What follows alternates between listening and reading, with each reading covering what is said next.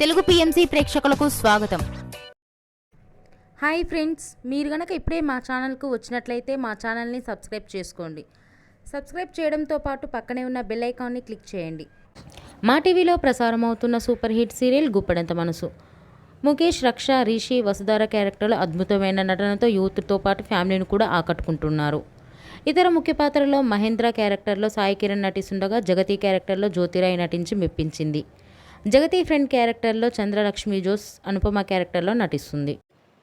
తాజాగా రిషి తన లేటెస్ట్ ఫొటోస్ని అభిమానులతో పంచుకున్నారు. ఆ ఫొటోస్ని మనం కూడా చూసేద్దాం.